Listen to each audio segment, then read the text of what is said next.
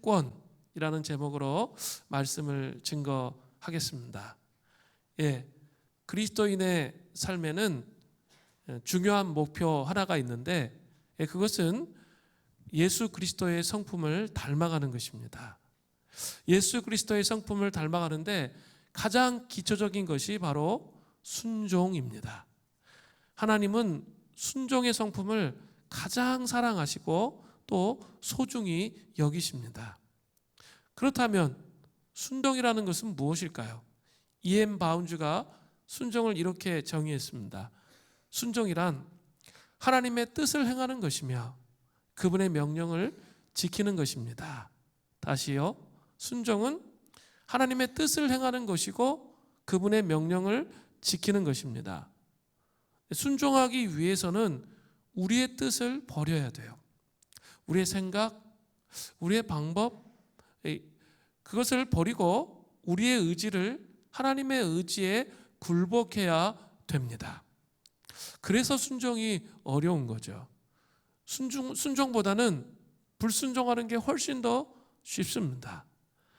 아이를 키워본 부모라면 누구나 경험할 수 있습니다. 어린아이들이 말을 배울 때 엄마, 그 말을 가장 먼저 배웁니다. 그 다음에 배우는 말이 뭐냐면 싫어. 싫어라는 말이에요. 싫어를 먼저 배우는 거죠. 누가 이렇게 잘 가르쳐 주지 않아도 싫어라는 말을 가장 먼저 배운다는 거예요. 불순종은 인간의 본성이에요. 인간에게 불순종은 너무나 그냥 자연스러워요. 가만히 있으면 불순종하는 거예요. 인간의 타락한 본성 속에 아담의 원죄를 따라 불순종하는 성향이 있기 때문입니다. 불순종하기 위해서 노력하거나 훈련할 필요가 전혀 없어요. 그냥 불순종의 삶을 살려면 그냥 자연인의 상태 그냥 그대로 내버려 두면 그게 삶이 그냥 불순종의 상태라는 거죠. 반면 순종하는 것은 우리의 본성이 결코 아닙니다. 예수님의 본성입니다.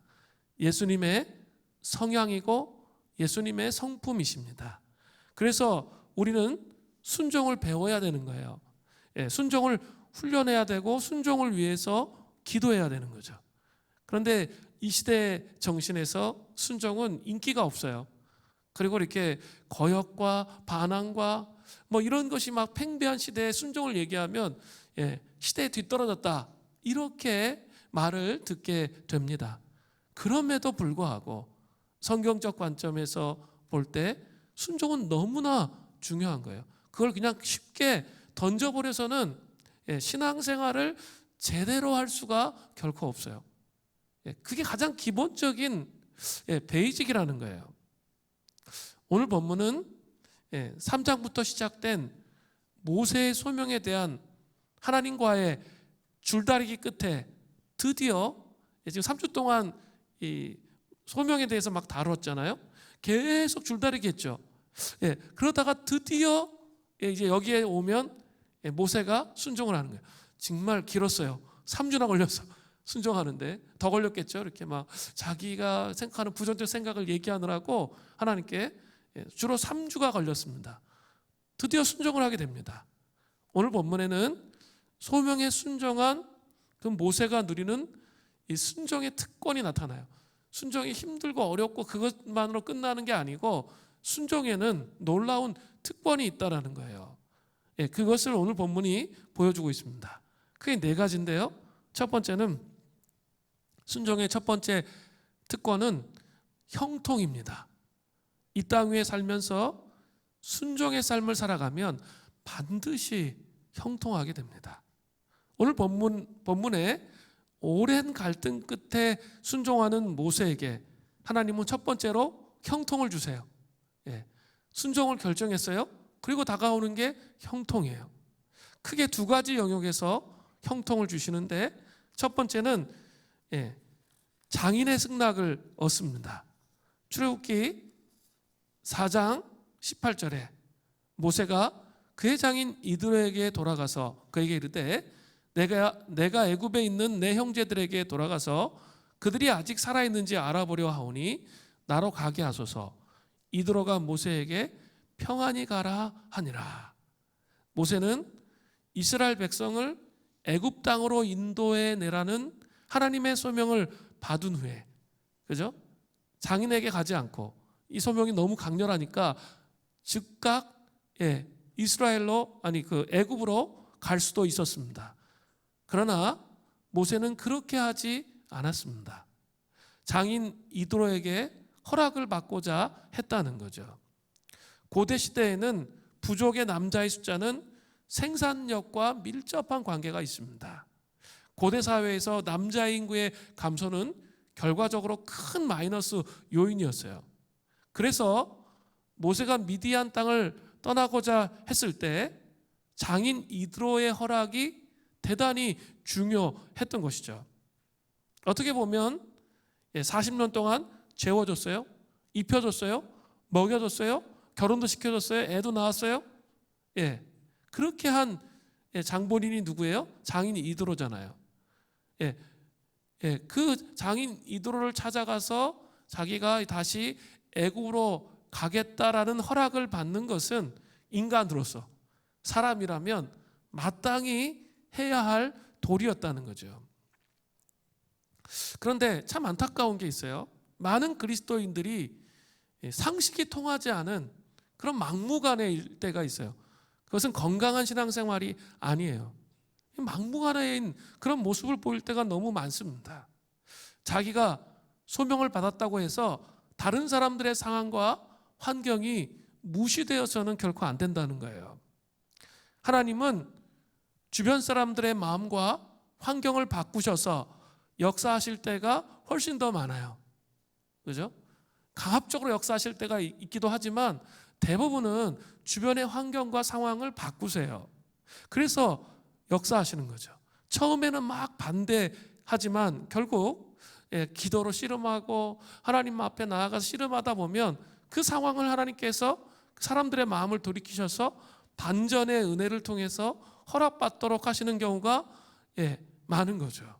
그런 면에서 소명은 기다림이라는 것이 또 대단히 중요한 것일 수도 있습니다. 그런데 이제 막무가내로 나 소명 받았다고 그냥 마음대로 그냥 해버리는 거죠. 그러면 거기서 문제가 생겨요. 특별히 이제 목사로서의 소명을 받는 것, 그것은 그냥 자기 혼자 소명 받았다고 끝나는 게 결코 아니에요. 그죠? 주변에 같이 있던 사람들이 얘기해 줘야 돼요. 저 사람이 정말 그런 자질과 자격이 있는지, 그리고 먼저 길을 걸어간 그런 사람들이 그 사람을 볼 때 그런 부르심이 있는지 함께 점검하면서 그 길을 가는 게 맞다는 거죠. 그죠? 좀 아직 때가 아닌 것 같으면 멈춰야 되는 거죠. 그런데 굳이 자기가 막 그렇게 해가지고 하면 반드시 탈이 나고 문제가 생기게 돼요. 선교사의 사명도 마찬가지입니다. 주변 사람들이 보고 또 역적 지도자들이 얘기해주고 대화하고 그러면서 그 길을 잘 갈 수 있도록 도와야 되는 거죠. 그것은 재직들, 그죠? 재직도 마찬가지예요. 그죠? 또 리더도 마찬가지입니다. 자기가 그냥 할 수 있으니까 하는 거지 뭐. 이거는 정말 하나님의 부르심을 왜곡시키는 거예요. 모든 영역에 다 부르심이 있다고 했죠. 작은 것부터 큰 것까지. 그래서 내가 할 수 있기 때문에 하는 게 아니라 리더를, 재직을 하나님의 부르심이 있는가가 첫 번째예요. 그리고 주변에 지도자와 사람들을 통해서 지금 그런 자질을 갖고 있는지, 그런 가능성이 있는지 함께 나누고 함께 할 때 하나님의 소명을 완수하는 길로 갈 수 있다는 거죠. 그런 과정이 없이 혼자 이뤄가는 것, 그런 게 항상 문제가 된다는 거예요. 모세도 장인의 승낙을 구했습니다. 그러나 모세는 구체적으로 이드로에게 자신의 소명에 대해서 아주 구체적으로 다 이야기하지는 않았습니다. 왜냐하면 하나님의 계시를 이드로가 다 이해할 수 없기 때문이었습니다. 그래서 애굽에 있는 형제들에게 돌아가서 그들이 살아있는지를 알아보려고 한다, 그런 마음이 있었어요. 그렇기 때문에 그렇게 이야기를 했습니다. 장인 이드로는 어떻게 했습니까? 기꺼이 모세를 보내주었습니다. 평안히 가라, 이런 표현을 쓰죠. 형통의 길이 열리는 것이 대체적으로 이렇게 평탄한 길이, 평온한 길이 열리는 것, 그것이 하나님의 뜻일 가능성이 많아요. 물론 순종하지 않고 평탄한 길이 열리는 것, 그건 식별이 필요해요. 그러나 내가 일관되게 하나님 앞에, 지금 앞에 전제가 순종이에요. 순종하는 삶을 살 때 갑작스럽게 형통의 길이 열려요. 전혀 생각하지 않았는데 이게 반전이 되면서 길이 열리는 그런 경험을 하실 수 있어요? 반전이 되면서 길이 열리는 그 경험을 하는데 코너로 계속 몰리다가 하나님의 역사는 그래요. 이렇게 갑자기 내가 일관되게 순종을 딱 하고 있으면 반전이 딱 돼요. 그러면서 길이 열려요. 그러면 그것이 하나님께서 이끄시는 과정이라는 것을 알게 될 수 있어요. 그런 거예요. 이번 주에 우리 아들 수명이가 이제 기숙사를 구하는 과정들이 있었는데 여러 가지 이렇게 공간을 구하는 그런 과정들이 있었는데 여러 가지 과정 속에서 이 반전의 은혜를 통해서 하나님이 길을 열어주시는 것을 보게 됐거든요. 그러면 그게 하나님의 뜻일 가능성이 대단히 높은 거죠. 기본은 뭐예요? 앞부분에 일관된 순종을 하고 있었기 때문에 그것이 그 과정으로 간다는 거죠. 창세기 24장을 보면 아브라함의 종 엘리에셀이 이삭을 위해서 하란 땅에 보내줘서 며느리감을 구하는 거죠. 이삭의 아내 될 사람을 구할 때 우물가에서 이런 기도를 합니다. 창세기 24장 12절이에요. 그가 이르되 우리 주인 아브라함의 하나님 여호와여 원하건대 오늘 나에게 순조롭게 만나게 하사. 여기 밑줄을 그어야 돼. 순조롭게 만나게 하사. 이게 뭡니까? 그게 바로 형통이에요. 그죠? 순조롭게 만나게 하사 내 주인 아브라함에게 은혜를 베푸시옵소서. 엘리에셀이 아브라함에게 순종해서 하나님 땅까지 갔잖아요. 그런데 거기서 그 순조롭게 만나는 것이 하나님의 뜻일 가능성이 대단히 높은 거죠. 그래서 결국 어떻게 됩니까? 우물가에서 리브가를 만나게 된 거예요. 이렇게 길이 열리는 것을 살펴보는 것이 대단히 중요한 거예요. 하나님의 길은 대체적으로 갑작스럽게 순적하게 문이 열려요. 조건이 있어요. 순종 안 하고 순적하게 열리면 이게 식별해야 돼요. 이게 마귀의 유혹인지 하나님 주신 건지 그 식별이 반드시 필요해요. 그러나 내가 일관된 순종으로 가고 있다면 길이 순적하게 한순간에 순식간에 열려버려요. 그게 하나님의 뜻일 가능성이 대단히 높습니다. 모세도 순종으로 끝나지 않았죠. 그리고 장인의 승낙을 통해서 형통의 길, 애굽으로 가는 그 길이 열렸던 거예요. 자, 이해가 되셨죠? 자기 삶을 잘 식별해 보시면 이게 참 도움이 되실 거예요. 두 번째로 형통은 죄책감의 장벽을 무너뜨렸습니다. 모세는 출애굽기 2장에서 40년 전에 애굽 사람을 죽인 살인자예요. 모세는 이 일 때문에 하나님의 소명에 자신이 합당하지 않다고 생각을 했어요. 장인의 허락을 받았으면 어때요? 즉시 떠나야죠. 너무 이렇게 형통하게 갑자기 길이 열렸잖아요. 그러면 빨리 떠나야죠. 반대하는 것도 아니고 빨리 떠나야 되는데 모세는 여전히 그 자리에 머뭇거리고 있어요. 머물거리고 그냥 미디안에 있었던 거예요. 머릿속에 막 귓전에 막 이런 속삭임들이 도는 거죠. 사탄의 속임수가 귓전에 이렇게 맴돌고 있어요. 40년 전에 애굽 사람을 죽이고 도망간 주제에 내가 무슨 자격으로 가려고 하느냐, 이런 메시지가 이렇게 계속 자기 영혼 안에 맴도는 거예요. 계속 반복적으로 막 생각이 드는 거예요. 네 주제에, 살인자 주제에 네가 무슨 하나님의 소명을 받아서 한다고, 말도 안 되는 소리 하지 마. 이 마귀의 속임의 생각들이 막 돌아가는 거죠. 우리 또 비슷해요. 예배 드리면 이렇게 소명을 너무 크게 생각하지 말라고 그랬죠.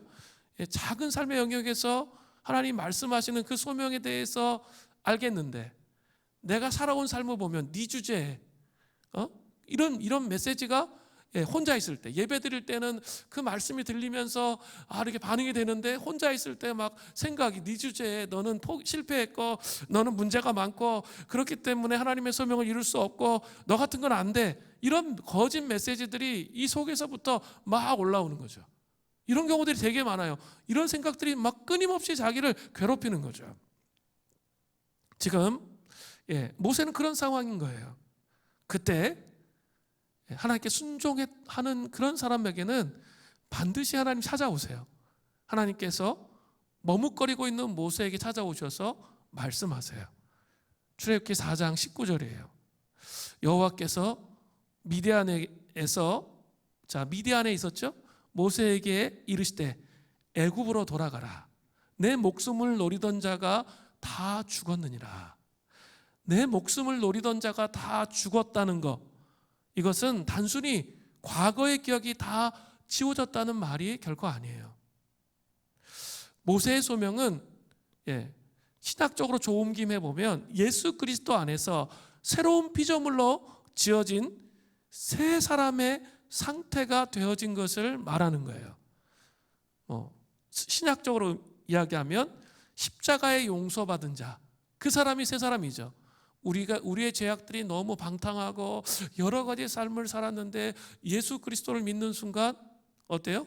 그 죄가 십자가에 던져지면서 우리의 죄가 용서되어지면서 우리가 새로운 피조물이 되잖아요. 새 사람이 되죠. 그것을 말해요. 그것은 기억이 없어진다는 얘기가 아니에요. 그 기억들은 다 있어요. 그렇지만 정죄당하지 않는 것을 말하는 거예요. 기억들은 내 속에 있지만 그 삶으로 인해서 더 이상 정죄당하지 않는다는 거예요. 용서를 받았다는 거죠. 근데 마귀는 끊임없이 그 하나님의 진리에 대해서 반응하지 못하도록, 죄책감으로 이렇게 하나님 앞에 제대로 서지 못하도록 끊임없이 우리 가운데 속인다는 거죠. 그래서 십자가를 바라보는 온전한 믿음이 필요해요. 이런 내면의 거짓과 부정적 생각까지 가득 찬 것과 어린 시절부터 쌓아놓았던 이것과 싸우는 십자가를 바라보는 믿음, 그거 어떻게 해요?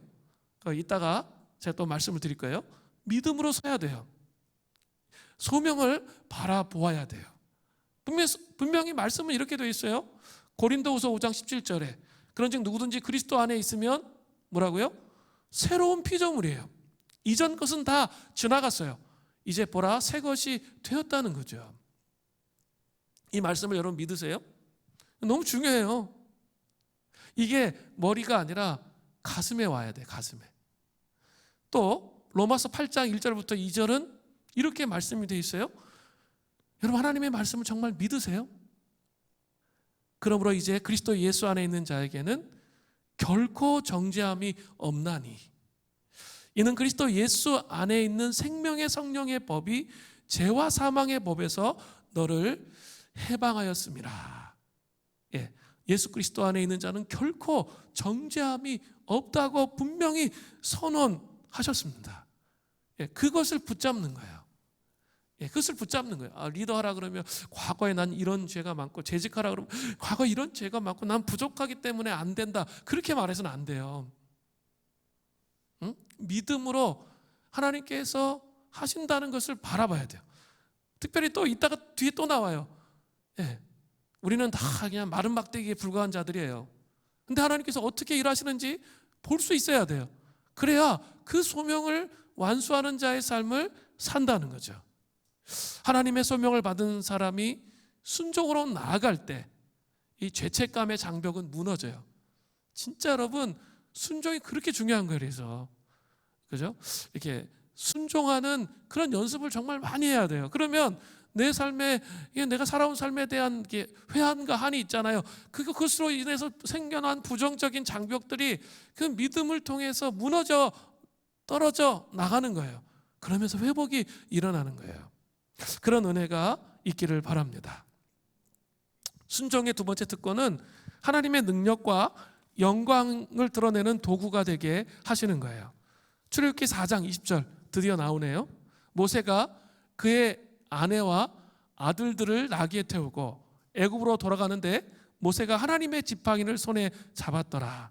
이 출애굽기 1장부터 한 20장 사이에서 하나님의 지팡이, 이런 단어 되게 많이 나와요. 그 지팡이란, 하나님의 지팡이란 단어가 사실은 출애굽기에서 아주 인상 깊은 단어예요. 모세가 하나님의 지팡이를 손에 잡았더라, 이렇게 되어 있죠. 그런데 소명받기 전에 그 지팡이는 그냥 단지 양을 칠 때 사용했던 별 볼 일 없는 너무나 평범한 지팡이였다라는 거죠. 출애굽기 4장 2절, 지난주 본문에 나오잖아요. 여호와께서 그에게 이르시되 내 손에 있는 것이 무엇이냐, 그가 이르되 지팡이니이다. 양칠 때 쓰는 정말 하찮고 별 볼 일 없고 평범하고 보잘것없는 지팡이란 말이에요. 그러나 지금 이제 소명을 받아서 애굽으로 가는데 그 지팡이가 어떻게 됐어요? 능력의 지팡이, 하나님의 지팡이가 되었다는 거죠. 하나님의 지팡이가 된 거죠. 출애굽기 4장 21절 전반절에 보세요. 여호와께서 모세에게 이르시되 내가 내 손에 준 이적을 바로에게 다 행하라. 자, 평범한 지팡이가 하나님의 지팡이, 즉 능력을 행하는 도구가 되었습니다. 그 능력의 정점은 출애굽기 14장에 나오잖아요. 홍해를 가르는 거죠. 지팡이를 들어서 치니까 하나님의 명령에 따라 선포하니까 어떻게 해요? 홍해가 갈라지잖아요. 그 기적의 최정점, 하나님의 능력의 최정점이 드러나는 거예요. 순종의 삶을 살 때 우리 삶이 평범하고 별 볼 일 없어 보이는 것들이 능력의 도구로 변모해요. 순종으로 나아가면 우리 삶에 진짜 여러분 생각할 때 이렇게 우리 애 낳고 키우다 보면 사회생활 하려면 경력 단절 이런 거 느끼잖아요. 그리고 내가 정말 쓸모없는 것처럼 막 이런 게 느껴지잖아요. 정말 그럴까요? 하나님의 사람이 아닙니다. 나는 마른 막대기 같아도 정말 하나님을 의지해서 순종함으로 그 길을 간다면 능력이 우리 가운데 부어지는 거예요. 하나님의 능력이 우리에게 부어지는 거예요. 그리고 하나님의 영광을 드러낼 수 있는 도구가 되는 거예요. 리더 여러분, 재직 여러분, 찬양팀, 교사, 사역자 여러분 있죠? 여러분이 하나님의 손에 들려지는 것, 하나님의 소명에 의해서 하나님의 손에 들려지는 게 중요한 거예요. 그래서 내가 만든 소명 말고, 야망 말고, 하나님 주신 거 있어요. 우리 자녀 잘 키워야 되잖아요. 욕심 말고 먼저 이삭처럼 제단에 드려야 된다 그랬죠. 자녀를 욕심이 아니라 하나님 주신 청지기로 이 아이를 키우는데 하나님이 능력을 주시는 거예요. 근데 나 혼자 키우는 사람이 있어. 그냥 끌려다니면서. 그러면 있죠. 그거는 내 소유물이지, 내 소유물. 그게 아니라는 거예요. 그게 소명이냐는 거예요. 소명. 자녀를 키우는 게 소명이에요? 이따가 또 나중에 맨 마지막에 또 볼 거예요. 소명해야 돼요. 자, 그렇게 쓰임받기를 간절히 여러분 바랍니다. 그러나 바로는 이러한 이적을 봄에도 불구하고 어떻게 반응할 거라고 하나님께서 말씀하십니까? 출애굽기 4장 21절 후반절이에요. 그러나 내가 그의 마음을 완악하게 한즉 그가 백성을 보내주지 아니하리니. 여기 완악하다, 개역에는 강팍하다 이렇게 되어 있는데 개역개정에는 완악하다라고 되어 있는데 원어적으로 완악한 건 뭐냐면 자기에게 너무 집착하다라는 뜻이에요. 자기에게 너무 집착한 게 뭐예요? 완악한 거예요. 이것은 얼핏 보기에 하나님께서 바로의 마음을 완악하게 하신 것처럼 보입니다. 그러나 하나님은 초자연적으로 어느 개인에게 개입하셔서 그 마음을 완악하게 만드시는 분이 아니세요. 착각하면 안 돼요. 하나님은 악할지라도 그가 회개하기를 원하시기 때문입니다. 그러나 이 죄가 계속 반복되는 거예요. 그리고 이 죄가 하나님의 기준이 있어요. 언제까지나 참으세요. 그러나 그 참음의 용량이 거의 다 되었을 때는 죄에 대한 아주 무서운 형벌이 하나 있어요. 그게 뭐냐면 로마서 1장 28절, 로마서 강의할 때 말씀을 드렸죠. 또한 그들이 마음에 하나님 두기를 싫어하며 하나님께서 그들을 그 상실한 마음대로 내버려 두사 합당하지 못한 일을 하게 하셨으니. 우리는 이렇게 죄 짓고 막 살아도 아싸 하나님이 아무 일도 안 하시네, 하나님 안 계시네, 이렇게 그냥 쉽게 생각하면서 지 멋대로 살아가요. 그게 아니라는 거예요. 하나님 어떻게 하신다는 거예요? 마음에 하나님 두기를 싫어하면 그냥 상실된 마음, 그 완악한 마음, 죄 짓는 그 완악한 마음 끝까지 달려가도록 그냥 내버려 두신다는 거예요. 그렇게 되면 사람들은 하나님이 완악하게 안 하셔도 돼, 스스로 선택하는 거예요. 스스로 선택해서 완고하게 자기에게 끔찍하게 너무나 집착하는 그런 삶을 살게 되는 거죠. 이 상태가 바로 완악한 상태라는 거예요. 하나님은 사람을 완악하게 하시지 않아요. 그래서 하나님은 바로에게 어떤 일을 결정하십니까? 출애굽기 4장 22절부터 23절이에요. 너는 바로에게 이르기를 여호와의 말씀에 이스라엘은 내 아들 내 장자라. 내가 네게 이르기를 내 아들을 보내주어 나를 섬기게 하라 하여도 내가 보내주기를 거절하니 내가 내 아들 내 장자를 죽이리라 하셨다라 하시니라. 자, 22절부터 23절의 핵심 구절은 장자라는 단어예요. 장자. 이스라엘은 하나님의 장자예요. 그런데 애굽의 신은 뭐예요? 라, 태양신이죠. 바로는 태양신의 아들이에요. 그러니까 태양의 아들인 바로가 이스라엘 백성들, 하나님의 장자를 하나님을 섬기지 못하도록, 예배하지 못하도록 만들고 노예 상태에 막 자꾸 묶어두는 거예요.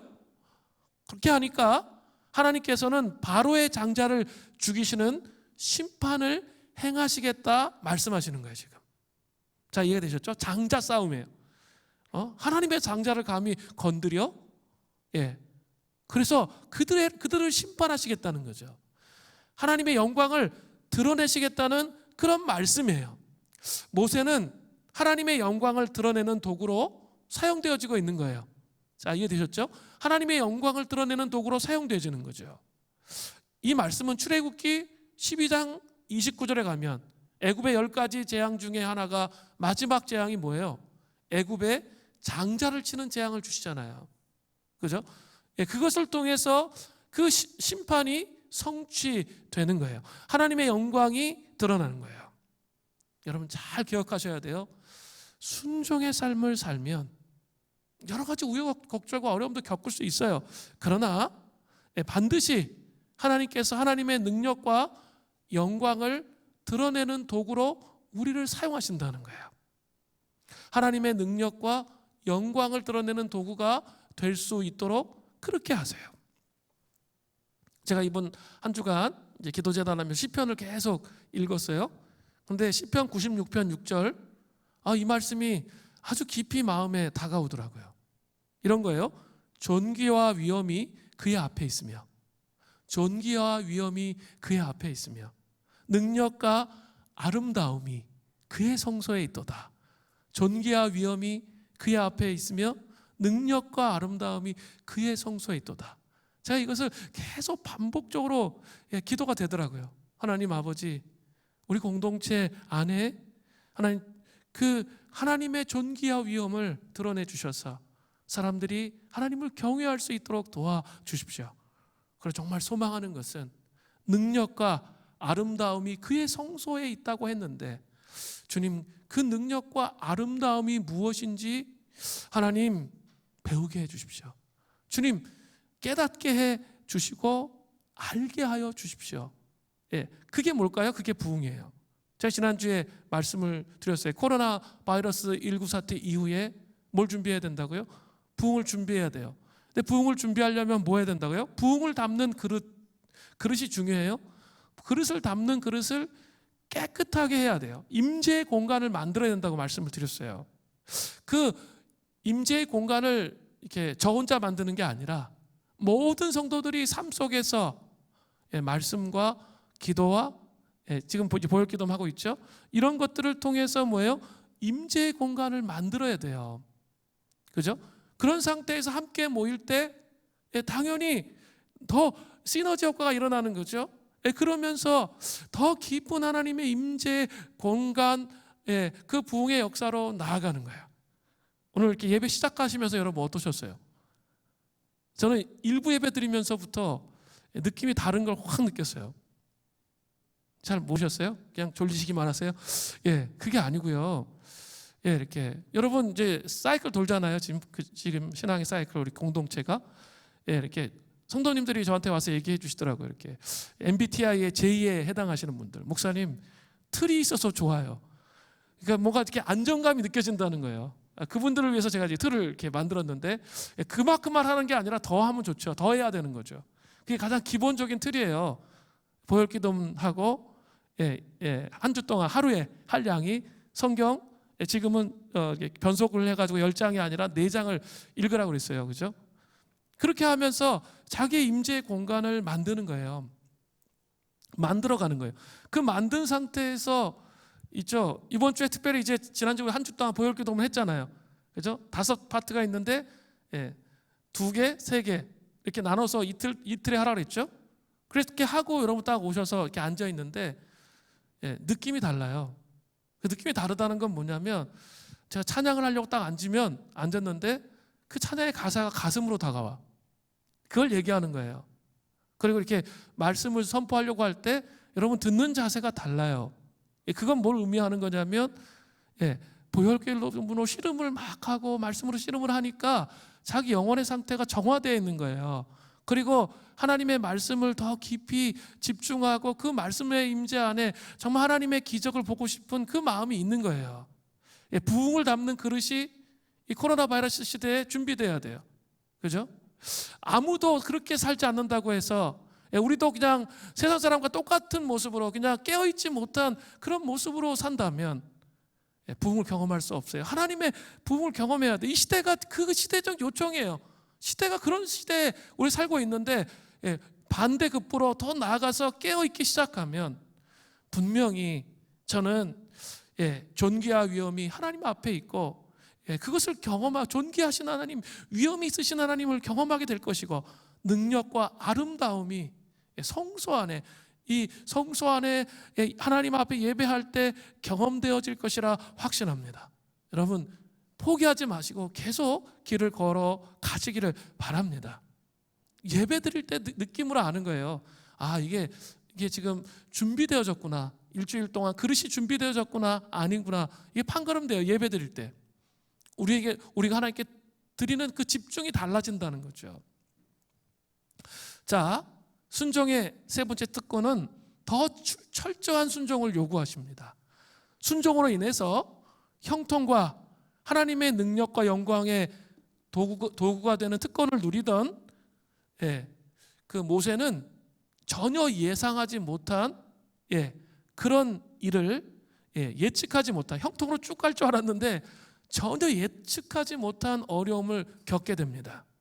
출애굽기 4장 24절이에요. 모세가 길을 가다가 숙소에 있을 때 여호와께서 그를 만나사 그를 죽이려 하신지라. 하나님께서 모세를 죽이려고 하셨어요. 그가 아마 갑작스럽게 몸도 움직일 수 없는 아주 중병에 걸렸던 것 같아요.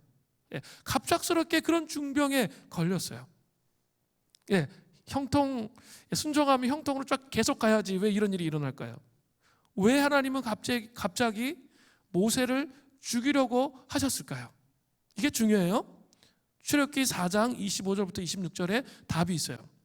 십보라가 돌가를 가져다가 그의 아들의 뽀삐를 베어 그의 발에 갖다 대며 이르되 당신은 참으로 내게 피남편이로다 하니 여호와께서 그를 놓아주시니라. 그때 십보라가 피남편이라 함은 할례 때문이었더라. 뭐 때문이에요? 바로 할례 때문이었어요. 할례는 언약 백성의 핵심 요소예요. 또한 모세가 받은 소명으로서 이 출애굽은 아브라함과 맺은 언약의 실현이죠. 언약의 성취이기 때문에 그런 거예요. 모든 이스라엘 백성들은 언약 백성으로서 뭘 해야 되죠? 남성들은 다 할례를 받아야 돼요. 할례를 받아야 되는데 문제는 뭐예요? 소명을 받은 새 지도자가 자신의 아들에게 할례를 베풀지 않았다. 이것은 크나큰 잘못이었어요. 그죠? 지도자인데 새로운 지도자로 부르심을 입었는데 그가 아예 그 일을 하지 않은 거예요. 하나님의 언약을 지키지 않은 거죠. 하나님께서는 모세의 생명을 위협하시면서까지 할례를 시행하신 것은 언약 준수, 언약을 준수하라는 거예요. 그것과 택함 받은 자로서의 선교를 생명보다 귀하게 여기시기 때문이에요. 택함 받은 자는 선교를 해야 돼요. 그게 선교를 해야 돼요. 거룩해야 돼요. 그게 생명보다 귀하다라는 거예요. 하나님은 순종한 모세에게 더 철저한 순종을 요구하세요. 순종 안 한 사람한테는 조금만 순종해도 감격하고 막 그러세요. 그런데 있죠, 순종을 계속 일관되게 하는 사람에게는 신앙이 자라면 그냥 얼렁뚱땅 순종 이런 거 원하시지 않으세요. 더 철저하게 모든 영역에서 철저하게 순종을 요구하신다는 거죠. 여러분 이것을 반드시 기억해야 돼요. 그죠? 그게 순종하는 자의 특권이에요. 게리 토마스는 내어드림의 영성에서 이런 내용을 이야기했어요. 순종을 향한 가장 결정적인 단계는 자기중심적인 삶을 버리는 것입니다. 순종의 최고봉, 가장 높은 단계는 자기중심성을 버리는 거예요. 죄의 뿌리는 뭐와 관련이 있을까요? 자아집착. 완고해지는 것은 자아집착과 관련이 있어요. 그러면서 이렇게 예를 들어놨어요. 자녀에게 잔뜩 분노를 퍼붓는, 막 저주를 퍼붓는 그런 일을 하는 것은 자신의 말이 자녀에게 미칠 영향을 생각하는 게 아니라 분노하면서 애가 그렇게 따라주지 않으면서 자신의 좌절을 생각해서 그 아이에게 분노하는 거라는 거죠. 가만히 생각해 보면 저도 마찬가지인데 정말 그런 것 같아요. 그것밖에 못하나 하면서 막 이 분노가 일어나잖아요. 근데 그걸 잘 생각해 보면 뭐예요? 자아 집착이죠. 자기 중심적인 거죠. 그 아이 중심이 아니에요. 우리 그런 게 되게 많아요. 자기 중심이지 그 아이 중심이 아니에요. 내가 지금 실망하고 있기 때문에, 내가 좌절하고 있기 때문에 분노한 거지, 그 아이에 대해서. 진짜 그 아이 중심으로 생각을 하지 못한 것이라는 거죠. 그죠? 근데 순종의 최고봉은 뭐예요? 하나님은 순종으로 나가면 나갈수록 이런 깊은 부분까지 더 철저한 순종을 요구하신다는 거예요. 자기 중심적인 삶의 태도를 버리고 하나님의 말씀에 순종하고 성결한 삶으로 나아가기를 원하신다는 거죠. 순종의 최고봉을 통해서 하나님과 그 친밀한 교제 가운데 들어가기를 원하세요. 이건 초신자들에게 요구하시는 게 아닐 수도 있어요. 그 정도의 수준의 삶을 요구하세요. 하다가 얼렁뚱땅 순종하면 그 다음부터는 더 이상 신앙이 자라지 않아요. 그 상태에 계속 머무르게 되는 거예요. 갈라디아서 2장 20절 말씀 여러분 잘 아시죠? 내가 그리스도와 함께 십자가에 못 박혔나니 그런즉 이제는 내가 사는 것이 아니요 오직 내 안에 그리스도께서 사신 것이라. 이제 내가 육체 가운데 사는 것은 나를 사랑하사 나를 위하여 자기 자신을 버리신 하나님의 아들을 믿는 믿음 안에서 사는 것이라. 우리는 자꾸 이런 자기 중심적인 삶, 그게 있죠. 우리 본질 안에 뼛속 깊이 있는데 그냥 이렇게 자아를 죽여야 된다 그러니까 하나님 아버지 자아를 죽여 주십시오. 끝. 몇 번 고백했다고 끝난 것처럼 신앙생활을 하는 경우들이 너무 많아요. 잘 아셔야 돼요. 절대 그렇지 않습니다. 그건 거짓말이에요. 그렇게 깨어지는 게 아니에요. 자아는 결코 그렇게 깨어지지 않습니다. 속지 마세요. 그게 너무 뭐냐면 저도 그랬는데, 그런데 이렇게 현대인들은 인스턴트적인 신앙생활을 하기를 원하거든요. 어떤 거든지 빨리 뭔가 결정이 되고 뭔가 회복이 되고 뭔가 그렇게 하기를 원하는 마음이 너무 많아요. 그러다 보니까 자기를 속이는 거예요. 그렇지 않습니다. 그렇게 할 수가 없어요. 이렇게 저는 그 초대교회 영성에 대해서 엄청난 관심이 있어요. 그리고 이 초대교회 영성을 깊이 회복하는 길이 시대적인 이 시대의 요청이다 이렇게 생각을 해요.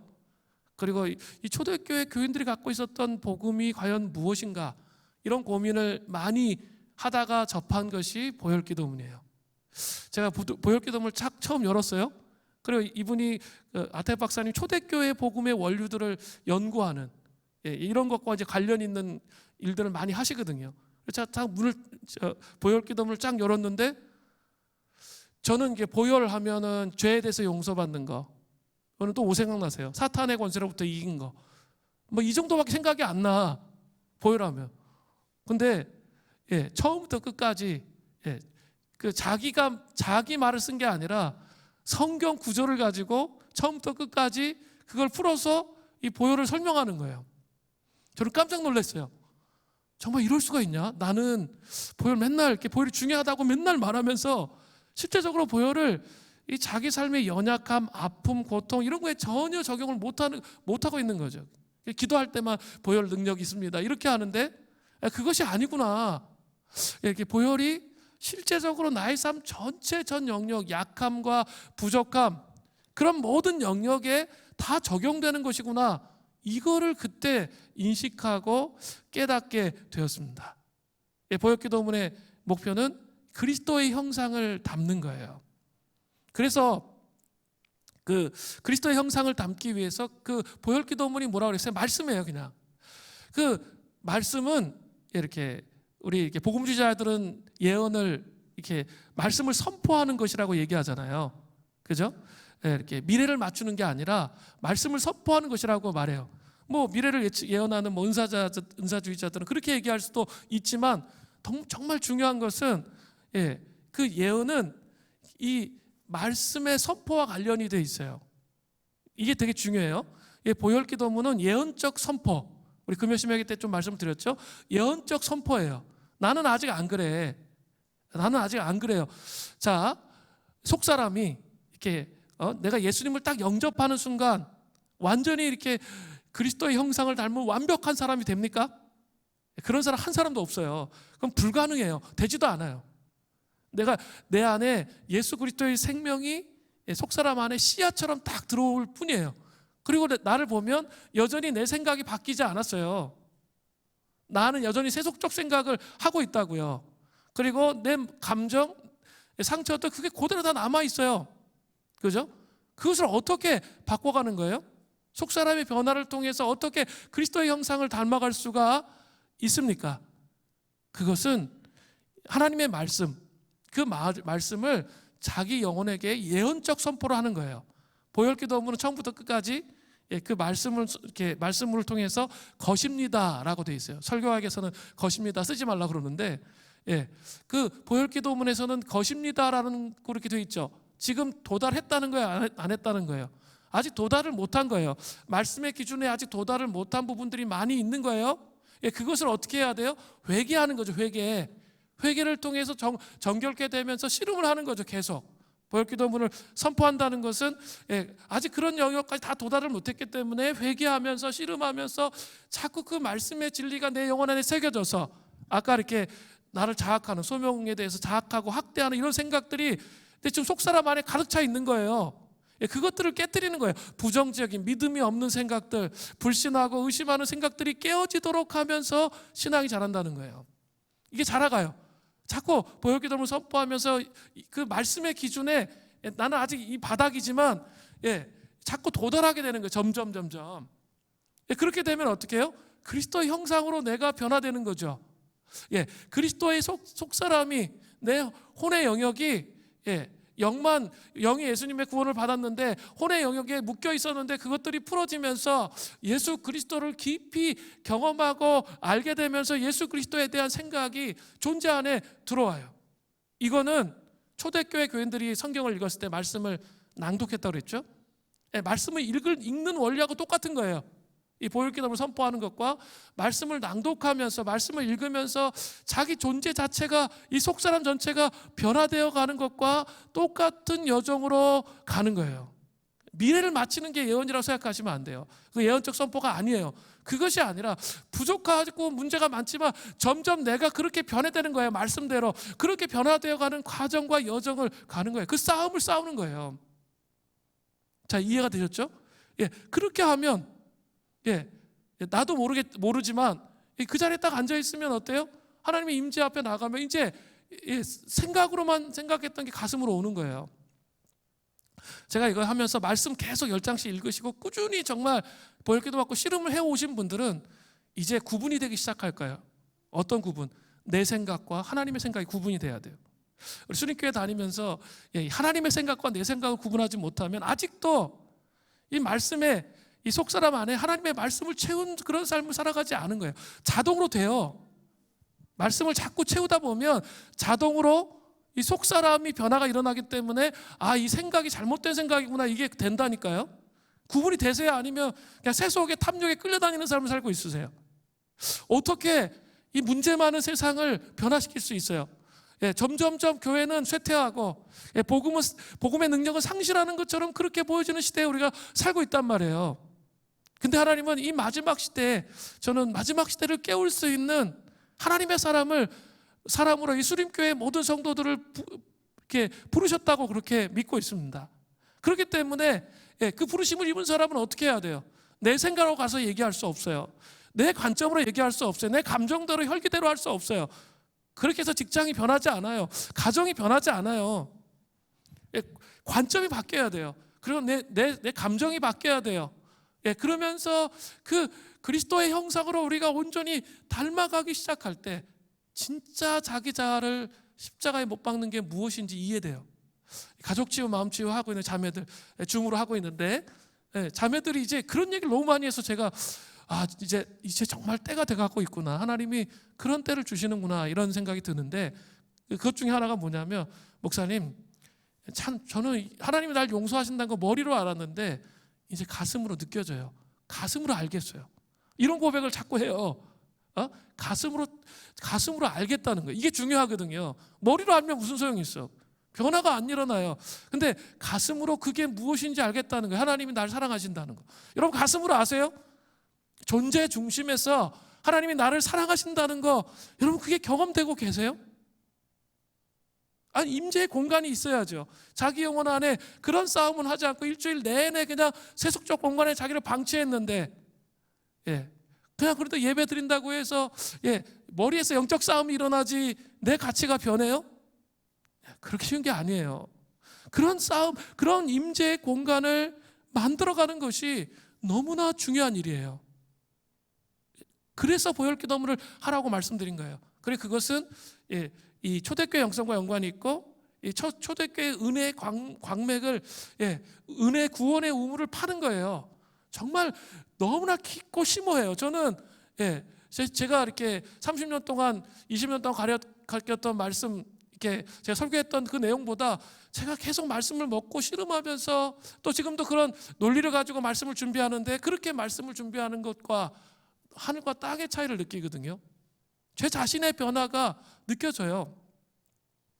그 변화의 여정으로 여러분 가셔야 돼요. 제가 이렇게 말씀드렸잖아요. 우리 초대교회 거 다 하려면 그냥 수도원에 살아야 돼. 그렇게는 못 하잖아요. 그래서 어떻게 했어요? 제가 줄였어요. 다 줄여가지고 변속교를 넣어가지고 1년 이 사이클 속에서 초대교회 성도들이 했던 시편 기도는 어떻게 하는 것이며, 이런 거 다 넣은 거예요. 보혈기도는 어떻게 하는 것이며, 말씀을 어떻게 읽을 것인가, 이걸 다 사이클을 만들어서 넣은 거예요.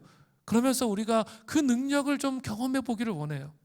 그래서 정말 이 공동체의 임재의 공간이 넓혀져서 삶의 현장이 변하고 하나님 나라가 세워지는 그런 은혜가 있기를 정말 원합니다.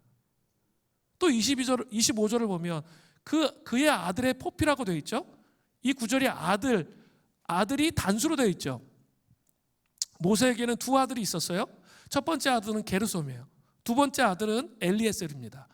이것은 두 아들 중에 둘째 아들 엘리에셀과 관련이 있는 거예요. 엘리에셀은 지금 애굽으로 여행 중에 태어났거나 여행 바로 전에 태어난 것으로 보여져요. 왜냐하면 원칙적으로 할례는 8일 만에 받아야 되는 거거든요. 8일 만에, 난지 8일 만에 받아야 되는데 지금 그렇게 하지 못한 거예요. 첫째는 받았던 것 같아요. 아버지 모세가 이렇게 했던 것 같아요. 그런데 둘째는 지금 여행 중인데 어떻게 할례를 행해요? 그렇기 때문에 조금 시간이 지나도 괜찮겠지, 여행 중이니까 하고 이렇게 안이하게 생각을 했던 거예요. 십보라는 또 이스라엘 사람이 아니라 미디안 사람이잖아요. 미디안에서는 굳이 그런 식으로 하지 않아도 별 문제가 없었기 때문에 안이하게 대처를 했던 거죠. 그러나 남편이 생명의 위협을 느끼는 것을 보고 빨리 깨달은 거죠. 그리고 재빠르게 할례를 행한 거예요. 그리고 그녀가 이렇게 말해요. 당신은 참으로 내게 피남편이로다. 이 말의 의미가 뭡니까? 피 흘린 순종이 당신의 생명을 구할 수 있었습니다, 이런 뜻이에요. 피 흘린 생명이 당신의 생명을 구할 수 있었습니다의 의미예요. 이 참 놀라운 건 정말 순종의 삶을 계속 살아가다가 보면 하나님은 부분적 순종을 원하시는 게 아니라 철저한 순종을 원하세요. 그리고 나 혼자의 순종이 아니라 뭐요? 가족의 순종, 가족 전체의 순종, 온전한 순종. 지금 나 혼자밖에 순종을 못하고 있어요. 그럼 그게 뭘까요? 부분적인 순종일 수 있어요. 그래서 이 가족을 변화시키는 그 눈물의 기도가 필요하겠죠. 그래서 온전한 순종으로 나아가는 것, 그런 은혜가 있기를 원하시는 거예요. 그냥 나 혼자 순종하고 끝나는 게 아니라 온전한 순종, 가족 전체의 변화가 일어나는 순종으로 나아가기를 원하신다는 거죠. 얼렁뚱땅 순종하면 안 돼요. 온전한 순종의 변화가 있어야 돼요.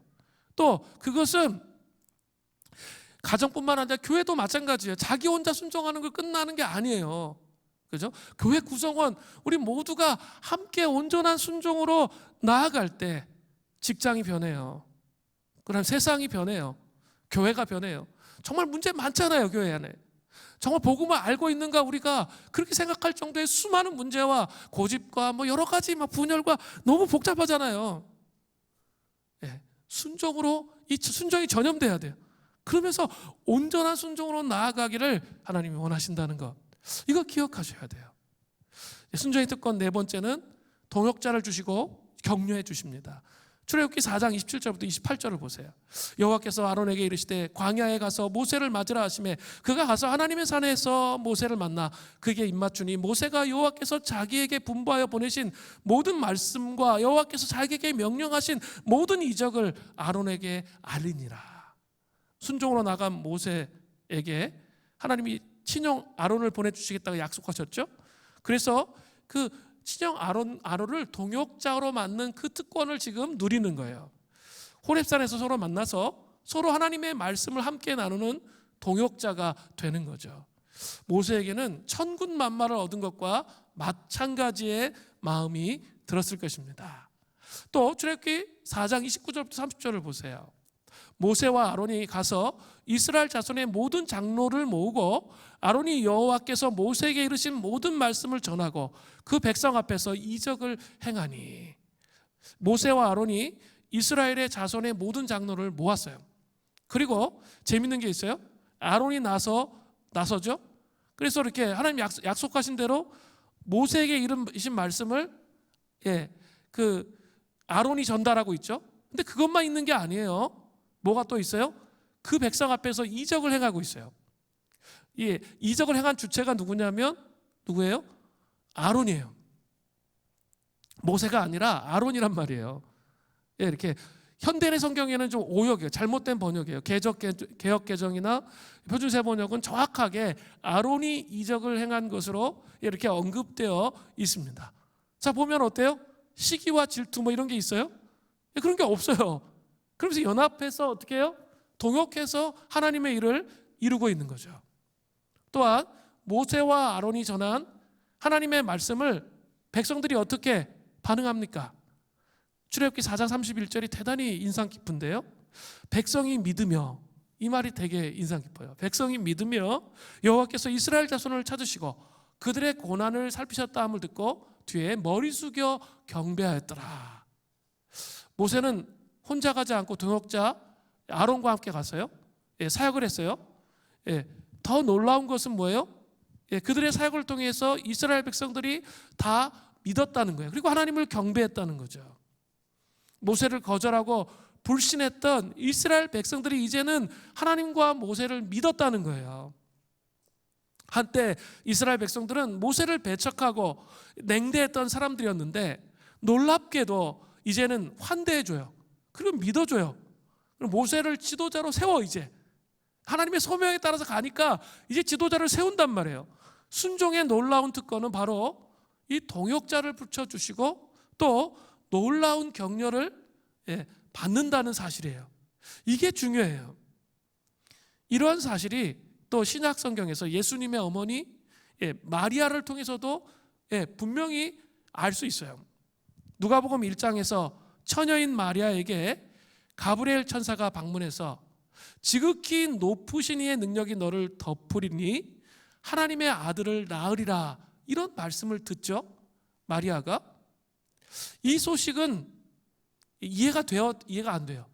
전혀 이해가 안 되는, 정말 이렇게 상식이 통하지 않는 초월적인 세계의 이야기예요. 뭐 그렇게밖에 이해가 안 돼요. 그리고 마리아는 순박했잖아요. 그 순박한 삶이 송두리째 뒤흔들어져 가지고 철저히 혼자임을 느낄 수밖에 없는 그런 상황에 빠져드는 거예요. 마리아의 친척이나 친구들, 남편 될 요셉이든 어찌 그녀의 상황을 이해할 수 있겠어요? 이해할 수 없죠. 왜냐하면 자신조차도 설명할 수가 없잖아. 지금 이렇게 된 게. 누구에게 그녀는 털어놓아야 할까요?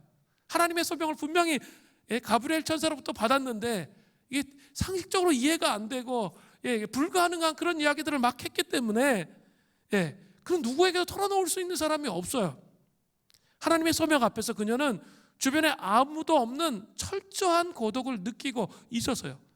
근데 특이한 건 뭐냐면 마리아가 그 고독을 느낌에도 불구하고 철저한 순종을 했다는 사실이에요. 누가복음 1장 38절을 보세요. 마리아가 이르되 주의 여정이 오니 말씀대로 내게 이루어지이다 하매 천사가 떠나가니라. 그러나 하나님은 마리아가 그 순종함을 통해서 순종의 특권을 누릴 수 있도록 하나님이 어떻게 하시냐면 동역자와 놀라운 격려로 함께 하신다는 거예요. 하나님은 말 못할 사정을 털어놓을 수 있는 가깝고 따뜻한 동역자를 마리아에게 주시는 거예요. 그가 누구입니까? 엘리사벳이에요. 누가복음 1장 앞부분에 가면 마리아처럼 하나님의 개입을 체험했고 믿음의 반응으로 부름을 받았죠. 엘리사벳이 임신한 아이는 누구예요? 세례 요한이에요. 엘리사벳이라면 아무도 하지 못할 방식으로 마리아와 함께 할 수 있어요. 왜냐하면 엘리사벳도 하나님의 소명, 세례 요한을 낳는 하나님의 소명을 받았지만 다른 사람들한테 이야기할 수 없는 그런 처지가 비슷했던 거죠. 저는 이 두 여인의 그 만남, 이 만남에 깊은 감동을 받아요. 정말 이렇게 신비로운 만남이거든요. 거기에 깊은 감동을 받습니다. 한번 생각해 보세요. 그들의 그 두 사람이 받은 그 소명에 대해서 불신과 의심과 독단과 냉소의 한복판, 그죠? 이 복음에 대해서 냉소하는 이 시대의 한복판, 그 한복판에서 두 여자가 서로 만나 자신들에게 주어진 약속을 서로 확증해 주는 거예요. 그 소명을 확증해 주면서 서로 격려해 주는 거예요. 이게 얼마나 위로가 되는지 몰라요. 하나님의 부르심을 받은 그 소명을 받은 사람들이 서로 어떻게 해요? 격려하고 확증해 줍니다. 3개월간 마리아와 엘리사벳은 함께 살면서 자신들에게 주어진 소명으로서의 어머니의 역할을 그때서야 비로소 진심으로, 머리로 이해 안 됐지만 서로 나누고 교제하면서 진심으로 그것을 받아들이게 됐다는 거죠. 자녀를 낳는 것, 그 소명을 진심으로 받아들이게 됐다는 거예요. 마리아가 함께 있어줌으로 엘리사벳은 자신이 지극히 높으신 이의 선지자, 누가복음 1장 76절에 되어 있는데 그 어머니가 된다는 사실, 세례 요한의 어머니가 된다는 사실을 깊이 절감했다는 거죠. 그게 자기의 소명이라는 거죠. 또 엘리사벳이 함께 있어줌으로 마리아는 자신이 지극히 높으신 이의 아들, 그 아들을 낳으리라는 사실을 더 깊이 이해하고 소화했다라는 것입니다. 이러한 놀라운 은혜가 이 공동체의 관계 안에 있기를 바랍니다. 물된 동산 수림교회는 저는 이 부흥의 세대, 시즌이 바뀌어지면서 코로나 바이러스가 끝나면서 부흥의 세대가로 가는 그 전제 조건이 이 마지막 시대의 불을 밝히는 그런 하나님의 백성들을 세우는 그 일을 하시려고 우리를 깨우시는 거예요. 그러려면 뭐가 명확해야 하죠? 나에게 있는 소명이 무엇인지 명확해야 돼요. 그 소명이 명확하고 세상 사람들은 그 소명에 대해서 이해하지 못합니다. 그러나 그 소명으로 서로와 서로를 격려하며 세우면서 그 길을 가도록 하나님께서 우리를 부르셨다는 이 사실을 기억해야 돼요. 소명으로 연결되어진 공동체, 아주 작은 것이라도 괜찮습니다. 우리 자녀를 하나님께 드리는 소명, 그죠? 우리 직장 생활에서 소명, 교회 안에서 사람들을 섬기는 소명, 이 모든 것이 다 하나님의 목소리잖아요. 우리 하나님의 음성을 들었기 때문에 그 일을 다 하고 있는 거지 내 마음대로 하면 안 돼요. 그건 야망이에요. 그 소명을 가지고 시대를 바꿔가는, 정말 교회들이 다 죽어 있잖아요. 잠자고 있잖아요. 소망이 없는 것처럼 보이잖아요. 그러나 서로에게 우리가 동역자가 되고 격려해줌을 통해서 하나님 나라를 세우는 그런 은혜가 우리에게 있기를 간절히 바랍니다.